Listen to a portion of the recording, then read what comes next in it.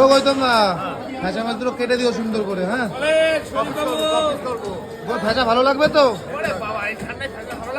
আচ্ছা ভালো লাগবে। কি দিয়ে খাবো ফ্যাঁচা মাছ বলে দাও। হ্যাঁ কচু দিয়ে ফ্যাঁচা মাছ ভালো লাগে।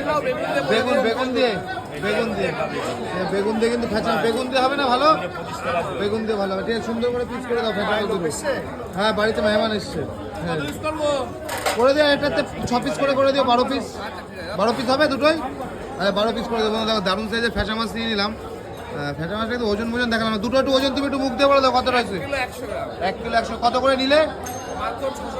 মাত্র 600 টাকা কিলো। দেখো 1 কিলো 100 জনের ফ্যাঁচা। এবার গৌতম কিন্তু সুন্দর করে আমার পিস করে দেবো। গৌতম দা সুন্দর করে পিস করে দিও। হ্যাঁ দেখো ভালো লাগবে তো দাদা?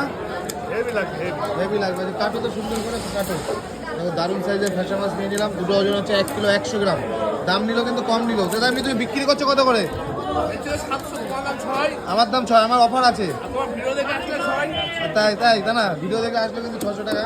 দারুণ ফ্যাঁচা। পেটে ডিম নাকি? পেটে মাছে ডিম আছে? তেল দেখাও তো দেখি। দেখো দারুণ সাইজের 2 পিস ফ্যাঁচা নিয়ে নিলাম। হ্যাঁ ও হাতে নিয়ে দেখাও মাছটা।